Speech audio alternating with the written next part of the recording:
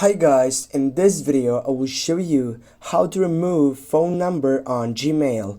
Firstly, get up into the application, tap on your profile icon and go for manage your Google account. When you get up right there, you'll need to wait to get up to the full page of this site. As you can see, it is right here, and here you can find out all these different options, in which you're gonna go for personal info on the first side, and then simply you're gonna scroll down, and here on contact info you're gonna find your phone number. Just click on your phone number, and now if you want to just remove it, you're gonna be available to get it right here by just typing on that section. And right here, as you can see on that trash section, on the second selection right here, you can just simply click on this setup, and with this your phone number has been deleted.